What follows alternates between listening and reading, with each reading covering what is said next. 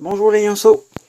Après avoir vu les alimentations linéaires, et je vous invite à regarder le lien en haut à droite si ce n'est pas le cas, nous avons vu une signe déclinaison, les alimentations à découpage.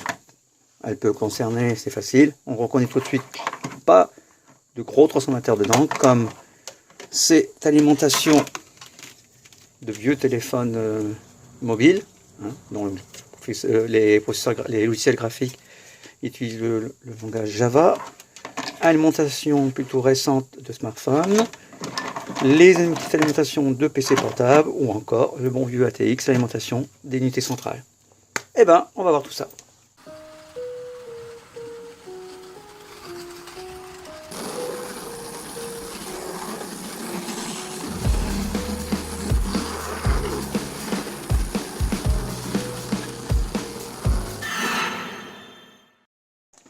Donc, après les alimentations linéaires, donc je rappelle que le principe de l'alimentation linéaire, voilà, c'est que nous avions au départ une source alternative, évidemment. On va le redresser, on peut avoir une simple alternance ou une double alternance, le lisser avec une réductance ou avec une capacité, donc bobine ou condensateur. On n'a pas quelque chose de bien stabilisé, donc bien lisse, c'est une partie stabilisation que je traiterai à part, mais dans l'alimentation linéaire, on ne s'en préoccupe pas pour autant. Voilà qu'est-ce qu'une alimentation linéaire. On peut bien sûr lui ajouter une partie stabilisation, mais la partie linéaire, c'est juste ça. Alors qu'avec une alimentation à découpage, comme on va voir ici dans la page Wikipédia, c'est que la différence, c'est que on a au départ une tension qu'on ne voit pas tout de suite avec une aspiration galvanique le transformer en une plus grande tension, et généralement c'est toujours une plus petite tension, on travaille sur des 12 volts, 5 volts, donc pas sur les 300 volts, ce que peut donner 230 volts. Donc, qu'est-ce qu'on va faire? Avec ces 230 volts, on va le découper, on va le prélever, et ainsi de suite, en plusieurs étages. Donc du coup, on n'a plus le transformateur au départ, non, il sera beaucoup plus loin pour des petites séparations galvaniques, plutôt des petites isolations galvaniques. Et c'est pour ça qu'on s'en dépasse. On travaille juste avec le 130 volts et on prend plusieurs petites parties et il sera traité. Alors ici, par exemple, là, je suis dans la caverne de Lucan, même si il s'appelle en fait Sylvain Altamayer. Il nous donne un exemple, un type d'alimentation découpage. C'est celui-là, ça sera le flyback. Au départ, on a un étage protection, donc c'est toujours au primaire, pour protection avec fusible, ou protection avec des créateurs de tension, ainsi de suite. On pourra voir dans certains montages comment ça peut le faire. Protection, redressement, c'est des diodes, filtrage, donc on aura des lissages, ça peut être l'inductance, très souvent c'est avec des capacités. On va faire un découpage de puissance. Là, en ce moment, là, il y aura le transformateur pour l'isoler. La partie régulation, donc c'est automatiquement, il y aura toujours une partie stabilisation dans cette partie-là. Hop, donc là, c'est la sélection de flyback. Et il va sur un PWM. Alors, PWM, c'est un terme anglais qui veut dire plus with modulation, une modulation avec pulsation. C'est juste un circuit intégré, comme il est dit, juste qui va faire, on va découper pour ce principe. Donc, dans le découpage qu'on voyait ici, de puissance, c'est là qu'on pourra avoir des transistors bipolaires, c'est classique, ça sera un futur module, ou des MOSFET. Les MOSFET, c'est les transistors à effet de champ. Ça encore, je verrai sur un autre module pour expliquer leur principe, mais voilà, ce sont des transistors qui vont jouer ce boulot. Directement, on travaille avec le 230 volts, et on va le faire travailler. Puis il y aura plusieurs étages, on va le travailler directement, les parties ondulation et ainsi de suite. C'est pour ça que donc les transformateurs dedans sont beaucoup plus petits, parce qu'il y a un pose colère de mon bras, ils vont travailler à une plus grande fréquence, parce qu'on va jouer, généralement on va couper le courant, et ainsi de suite.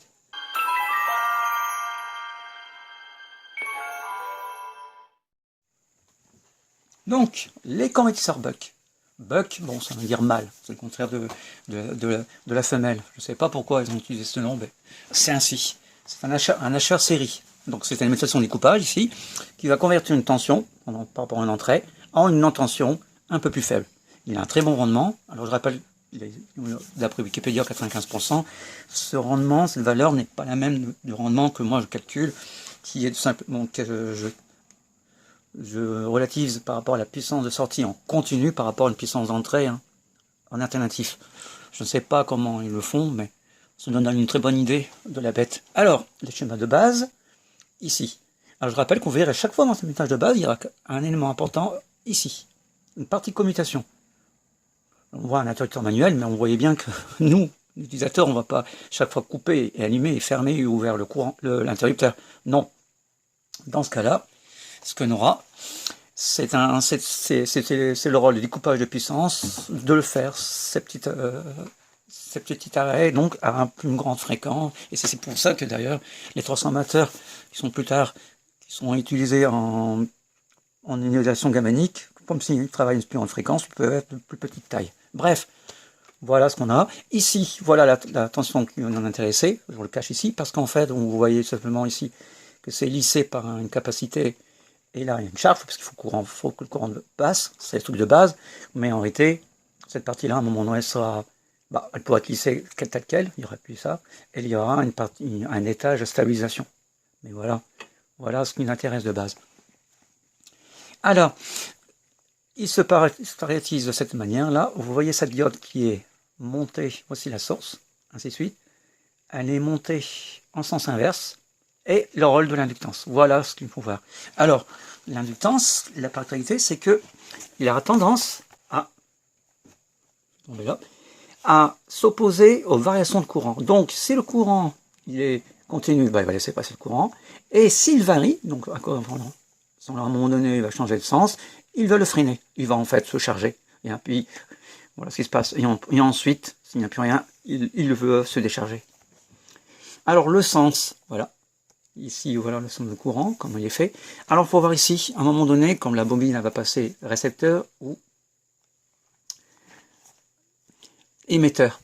Alors, je rappelle, quand c'est là en schéma émetteur, la tension est le même sens que le courant. Donc, le courant il va dans ce sens-là, vous voyez. C'est le même sens, plus c'est là et moins. Mais ensuite, vous voyez bien ici, par rapport à ici un récepteur, je vais utiliser par une résistance, la tension et le courant, vous voyez, sont dans le sens inverse. Mais toujours, la tension est là. Le courant toujours circule de là. Voilà la convention.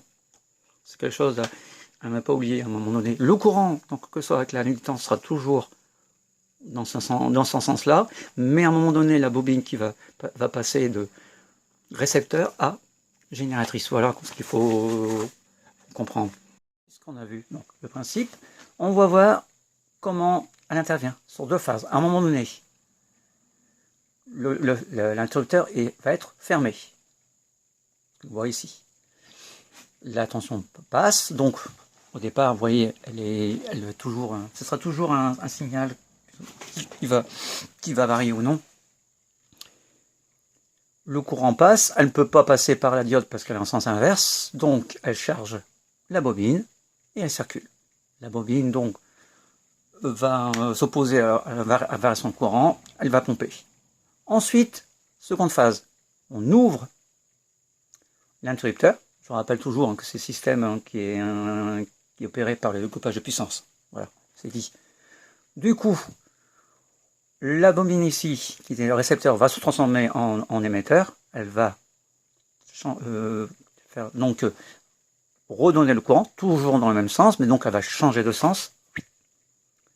Ainsi de suite, vous voyez dans ce sens-là, elle va fournir ici une tension, donc, qui sera légèrement plus faible parce que il y a une chute de tension au niveau de la diode. Et donc, elle circule. Voilà, c'est les deux phases ici. C'est vraiment un truc de base. Le buck, il est couplé par un autre type de buck, c'est le boost.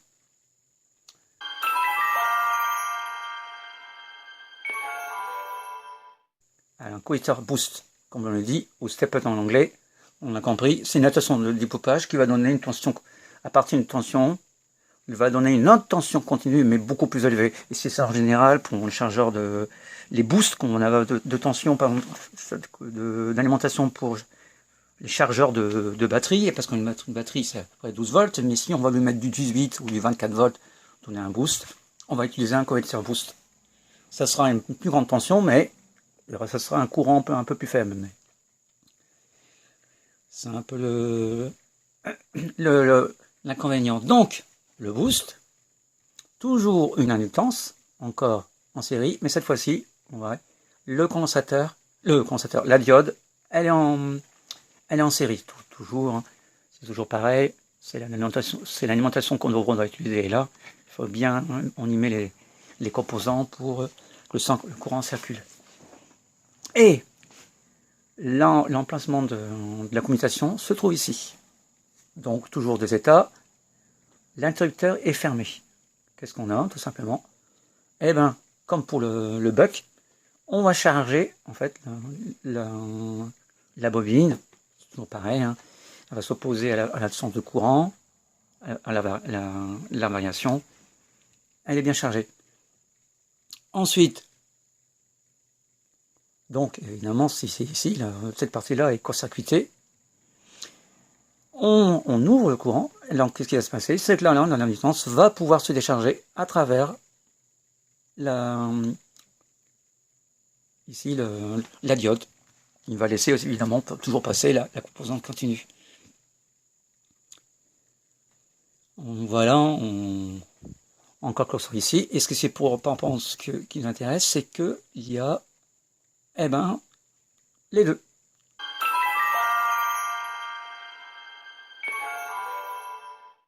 On va mettre buck et boost dans le même schéma. Ce principe-là. Avec une petite particularité, c'est que la tension qu'on trouvera ici, elle sera négative. Alors ici, là, il y a une petite erreur, mais même ce qui avait fait le schéma l'avait indiqué, c'est vrai. La tension qui serait sur la borne sera négative par rapport à la tension qui sera là. Elle est juste inversée, donc là, une erreur de sens, c'est dans l'autre sens. Il faut comprendre. C'est donc, c'est un parti, selon fermé ou ouvert, c'est un alliage entre le buck et le boost. La particularité, donc, c'est pas mal, c'est une bonne variation. Seulement, il faut savoir que la tension qui sera sortie sera juste polarité inverse. Donc, elle pourra varier entre 0 et moins l'infini. Bon, alors, l'interrupteur ici, à un moment donné, quand il sera fermé, on voit là ce type de schéma, vous avez compris, c'est quand c'est en rouge, le schéma, la lampe de circulation.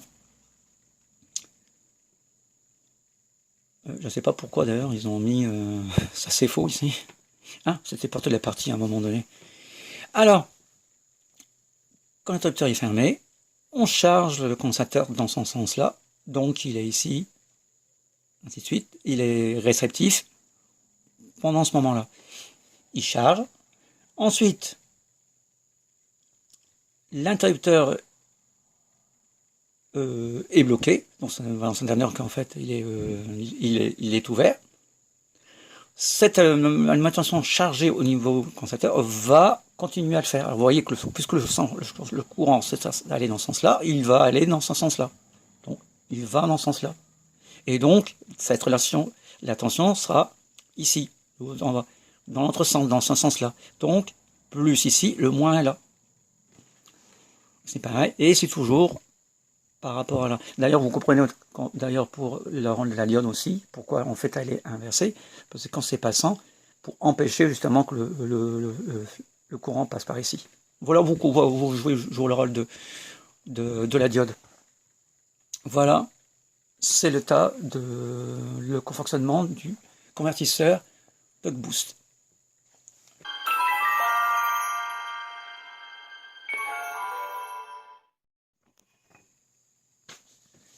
Le convertisseur flyback, donc convertisseur de retour, voici le schéma de base. Alors ici, j'aime pas beaucoup, hein. C'est pas une tension continue, mais plutôt une tension alternative. Car, vous verrez, ce transformateur qui est plutôt 2 bobines appairées, mais pour ce transformateur bien spécifique, monté de certaines manières, j'expliquerai plus tard pourquoi, il faut quand même une variation de tension. Parce que si vous mettez une tension continue, vous n'aurez pas une transformation ici, une tension plus ou moins élevée, selon la valeur des spires. Non, non. Il faut bien une variation de tension. Je rappelle, transformateur, c'est une addiction électrique qui se convertit ici en une induction magnétique et au secondaire de l'induction magnétique va induire une tension, un courant électrique. Bref, dans tous les cas, il faut bien une certaine variation. Donc j'aime pour ça, j'aime pas ici. De toute façon, dans tous les cas, on travaille toujours avec l'alternatif à un moment donné, une base, et on a une continue. Alors, vous voyez tout de suite que par rapport aux autres, il y a un transformateur parce qu'il y a, c'est le base qui utilise une isolation galvanique.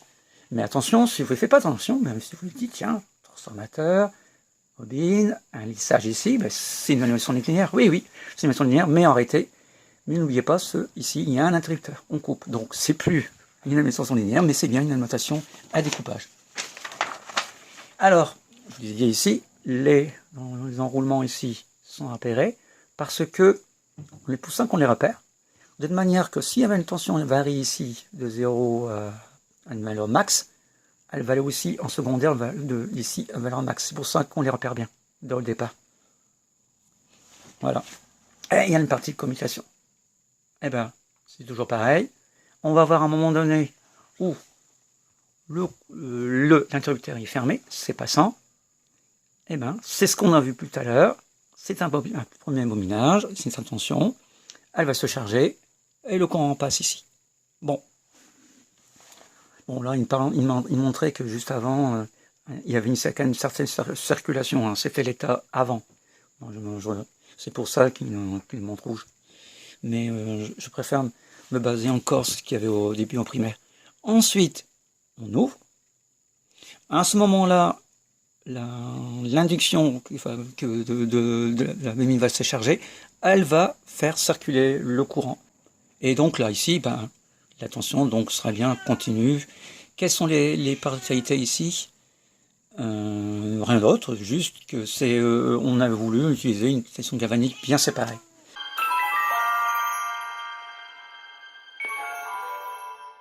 Bon, alors après, les correcteurs flyback. Les cucks, je vais passer en vitesse, je ne vais pas passer ici. C'est simplement, il n'y a pas d'isolation galvanique. Et voilà. On a 2 étages. Alors c'est un peu différent par rapport aux autres. On a ces parties-là qu'on a vues ici, au chargé. Et la seconde, ces deux-là vont travailler différemment, selon les phases. Cuck, je ne sais pas si vous vous rendez compte, mais il y a d'ailleurs, donc ça c'est polonais, il y a une apostrophe sur le C. Donc je sais même pas si ça se prononce cuck ou cuck. Mais voilà, si vous voulez qu'on en parle, ça fait partie, ça existe aussi. On a les forward, alors là c'est un peu plus compliqué, et ainsi de suite. C'est toujours à partir d'un série. Voilà. On voit à peu près là. On voit à peu près un truc bâtard par rapport à ce qu'on voyait avec les bucks, les boosts, et ensuite les trucs, les transformateurs affairés ici, du flyback, voilà. C'est toujours on se base là par rapport aux autres qui vont travailler un peu plus différemment. Et c'est là où se trouve là, au niveau des primaires, où se trouve la commutation.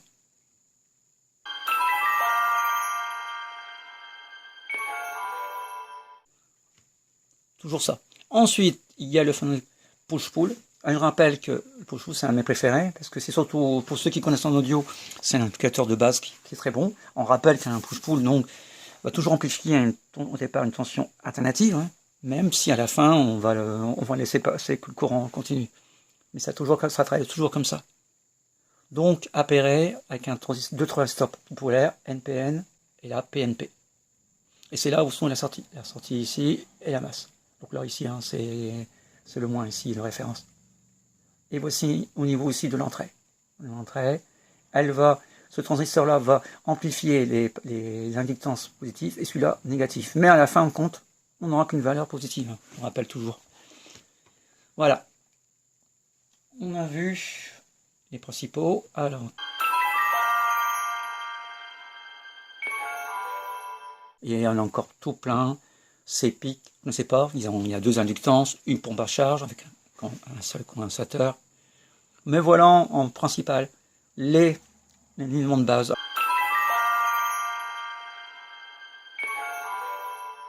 Mais comme je vous ai dit, quand vous regardez un schéma, quand vous regardez une alimentation, bah, à un moment donné, quand vous mettez même vos mains, donc ici, elle est là, le secteur, l'animation secteur est là, et c'est ici à un moment donné que vous allez avoir les tensions de sortie. Et ben, à un moment donné où vous mettez votre main, vous pouvez avoir du 120 volts qui va à tout moment. Il n'y a pas une véritable, il n'y a pas toujours une évaluation tout partout. Attention, voilà, par contre, d'ailleurs le voilà.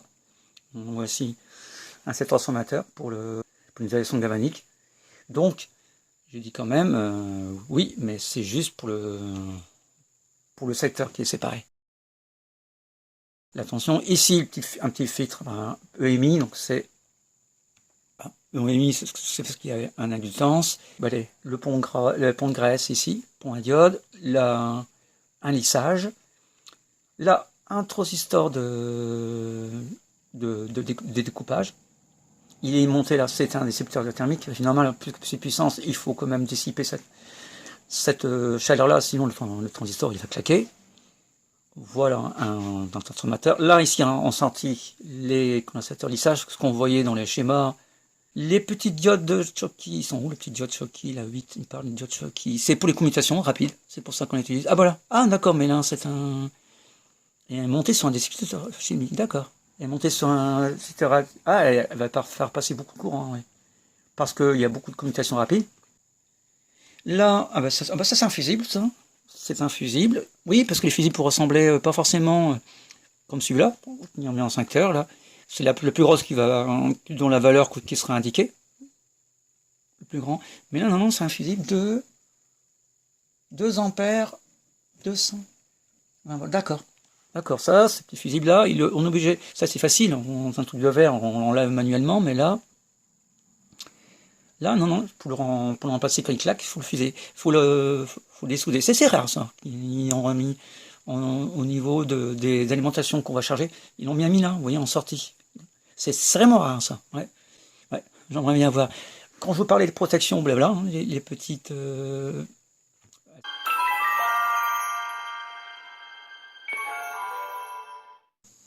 Donc, ici, on va voir les rendements que ce que peuvent donner ces alimentations de découpage par rapport aux alimentations linéaires.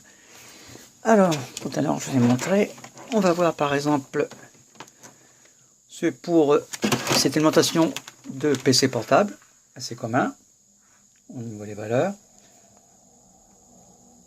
On y voit que Ah oui, c'est vrai que par rapport à une alimentation linéaire, l'entrée n'est pas nécessairement 240 volts. Donc ici, on pourra avoir entre 100 et 240 volts.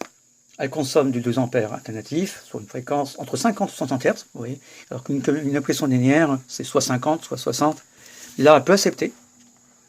Et en sortie, elle peut 19 volts. C'est comme ça que va charger l'ordinateur portable et qui peut délivrer 4,74 ampères.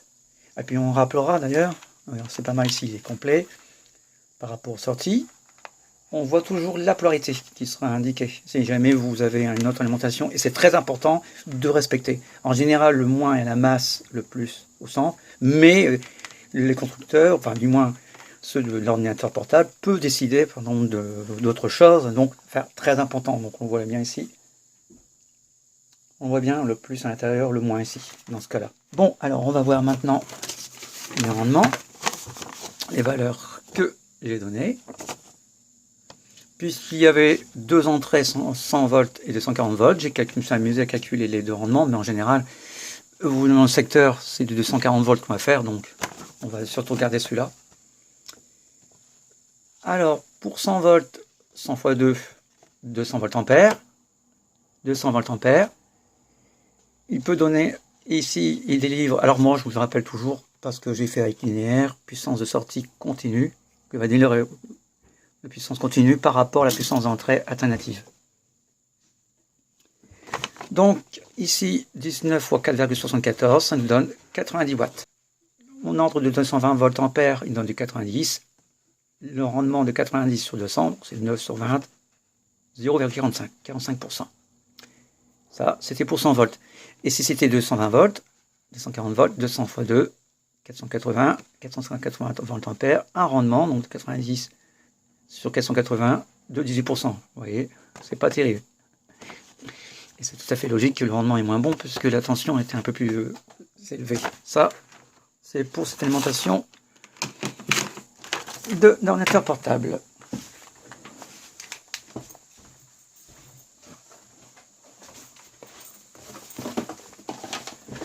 Alors, j'avais calculé ensuite Lenovo, l'autre. Un autre ordinateur portable, bonne marque, Lenovo. En 240 volts, c'est consommé donc une puissance de 312 volts ampères. Donc ça nous donne un rendement de 14%, bon, à peu près. Voilà.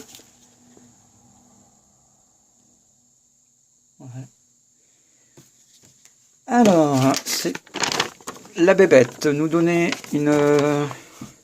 Et là, par contre, c'est une orientation qui porte que de 130 volts. 150 Hz, elle consommait que 50 mA. Ça nous donne donc une puissance de 11,5 volts ampères. Elle peut délivrer une tension de 4 volts sur 150 mA. Donc 0,6 volts. Ça fait un rendement de 50%. Le rendement, il est quand même assez bon hein, par rapport aux autres. Maintenant, celle de smartphone. Maintenant, les alimentations classiques, c'est un smartphone. Ils seront toujours tous de 5 volts. Ouais, tous. Actuels. C'est devenu une tension de base. À cause même, d'ailleurs, c'est pour ça que les sorties des USB des ordinateurs sont aussi 5 volts. Pour cette raison-là.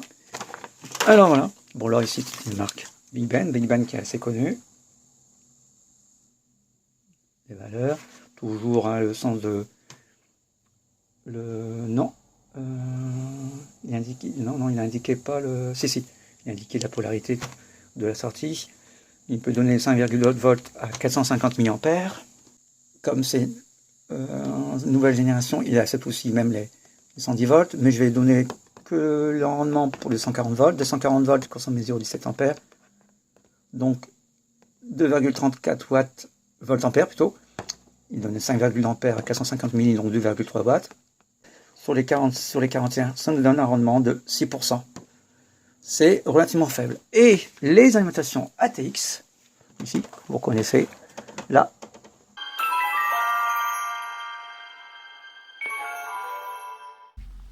Donc, cette alimentation ATX, vous l'avez reconnu, c'est les alimentations très courantes, comme on a des alimentations d'ordinateur portable, d'ordinateur d'unité centrale.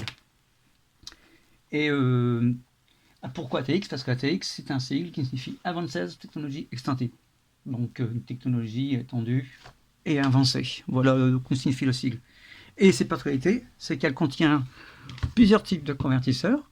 Et sur une entrée ici, on peut voir le 220 volts simplement, qui consomme du 4 ampères. Il peut délivrer plusieurs tensions. On voit, c'est les différents trucs de phase de couleur. Elle peut délivrer des tensions entre 3 volts et 12 volts, et même une tension négative de moins de 12 volts, parce que oui, il y a une alimentation, on a par exemple les amplis Hop qui ont besoin d'une double alimentation, plus 2, moins 2. Et en toute chose, comment justement on le fait fonctionner? Ben, c'est que, vous allez voir, en général, c'est sur ça. Alors, il y a plusieurs types de broches d'alimentation. Les couleurs, on les indique. Hein. Là, par exemple, les 3 volts, c'est l'orange, et ainsi de suite. C'est que vous avez une verte. Alors, la noire, la masse, la noire, plusieurs masses, vous avez plusieurs masses, et ainsi de suite. Ils sont tous reliés hein, ensemble. Hein. C'est parce que les broches vont être sur la carte mère, et c'est pour ça. On place la verte sur la masse, on va mettre n'importe où. Là, vous devez voir le ventilateur tourner.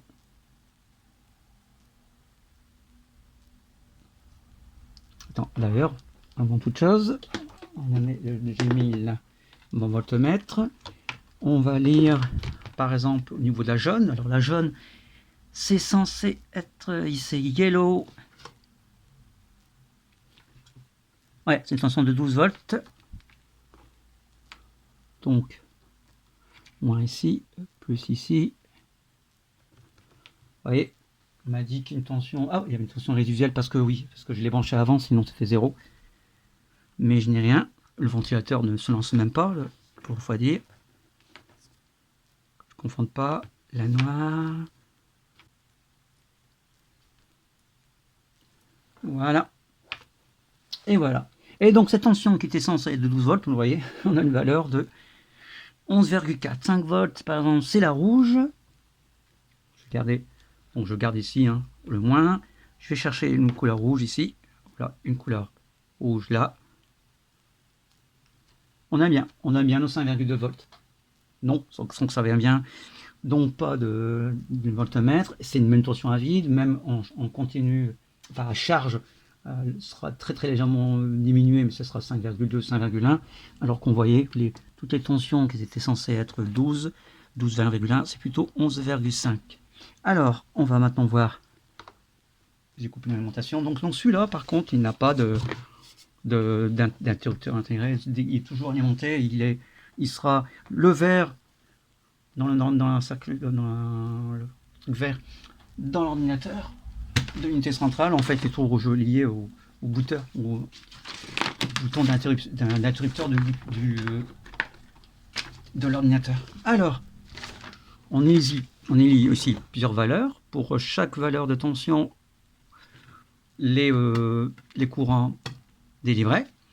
Donc, on a 1,3 volts, input niveau 17 ampères, le 5 volts, 1,8 ampères, les 12 volts, 8 ampères, et ainsi de suite. La négative, qui est là, qui pour alimenter les circuits intégrés, pas beaucoup de courant, 0,4, c'est déjà énorme ça.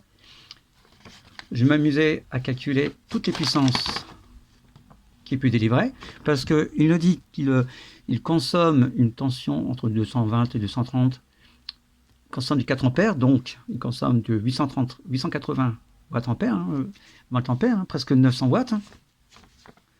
On juge, je parle les volts ampères, je convertis en watts parce que je juge que la puissance volt ampère elle est proche de la puissance réelle, totale. Je me suis mis à calculer. On a 156 watts ici pour les 3 et 5 volts. Et attention, il indiquait que pour les 3,3 volts et les 5 volts, il ne pouvait pas dépasser 115. C'est-à-dire que même si il pouvait délivrer 156 watts, il n'y a que 115 effectifs nominales qui seront utilisés. Les 56, c'est juste la puissance maximum qu'elle peut fournir, mais en général, c'est 115. Ensuite, j'ai les autres puissances, ici, qui ont 281 watts, donc 281 puissance 56, c'est 437. Donc, il donne 437 watts continu, et il consommait du 180 watts, volt ampère. Donc, le rendement, 437 ou 180, presque 50%. C'est un rendement assez bon. Et ça, c'est un rendement en condition maximale. En réalité, j'aurais dû calculer avec 115, mais bon, en réalité, enlever 40 watts ici, au lieu de 437, 880, ça serait 400 sur 180, on aurait un rendement à peu près de 48, tout. Entre 48 et 50. C'est relativement bon.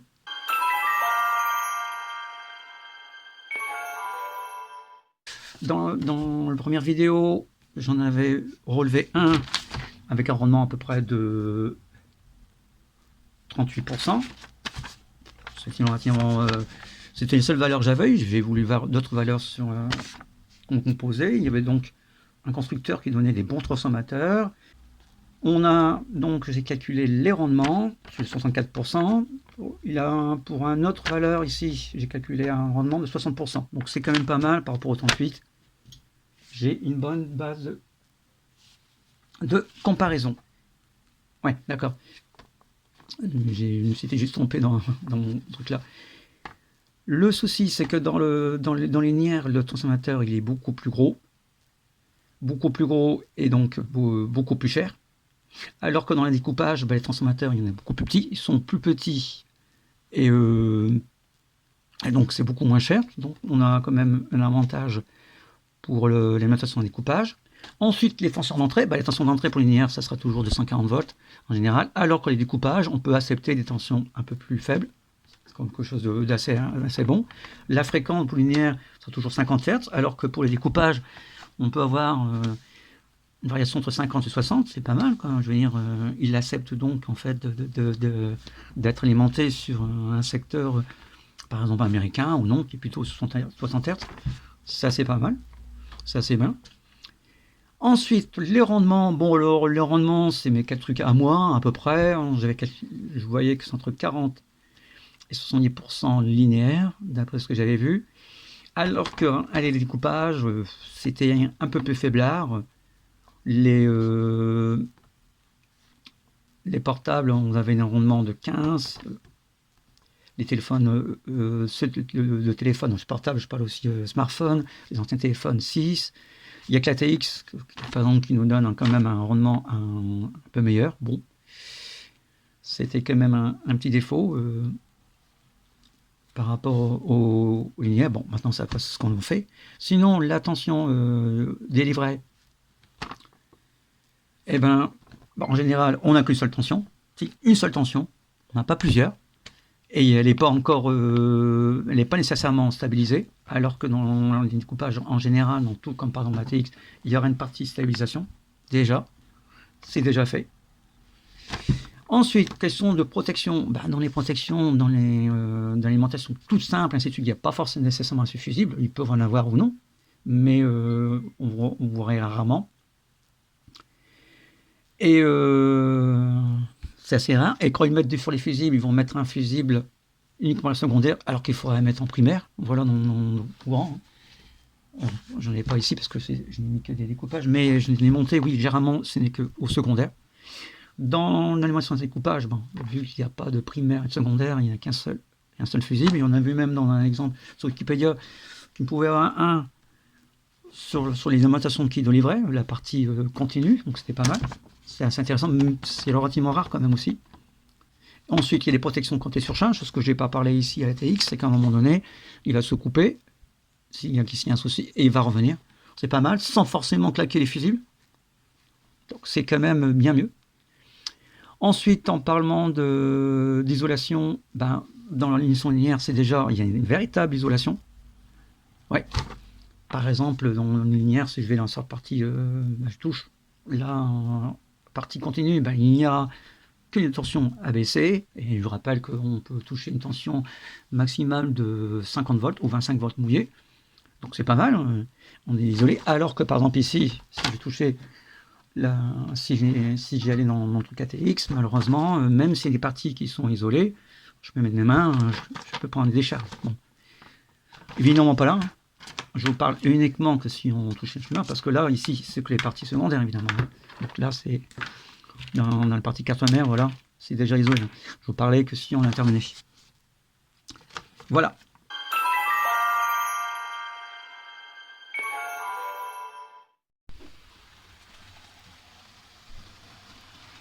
Alors, avant de nous quitter, on va voir un exemple, notre exemple d'alimentation linéaire. Ce sont les alimentations des trains. Voilà. Et pour l'alimentation à découpage, c'est un propre labo. C'est ce que j'ai fabriqué. Bah, c'est à partir en fait d'une alimentation ATX et d'une autre alimentation. On voit par exemple que je l'ai sorti 3,3 volts, on a vu, 5 volts, 12 volts. J'ai une tension de moins 12 volts et la tension de 19,5. Là, ici j'ai un interrupteur, c'est un double interrupteur, il coupe la phase et le neutre en même temps. La lumière s'allume, le ventilateur tourne et j'ai mis en protection quand on soulève. Oui, vous avez vu que tout ça s'éteint. Le ventilateur, bon, il est lancé, mais il va s'arrêter parce que le blanc d'interrupteur, voilà, c'est un interrupteur justement du fil vert. Et vous voyez voir l'alimentation ATX pour les tensions que j'ai dit, et la 19,5 volts, ben, c'est une alimentation d'ordinateur, une autre alimentation à découpage, mais d'ordinateur portable. Évidemment, là, ici, la masse est reliée à la Terre, et d'ailleurs, dans l'alimentation à découpage, la Terre aussi, c'est le moins de référence des alimentations.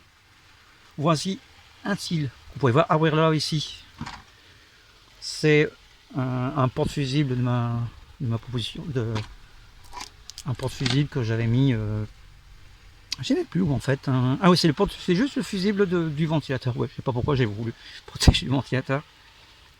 Voilà, un exemple qu'on peut faire aussi, une alimentation de bureau à partir voilà, je rappuie. La... Ouais.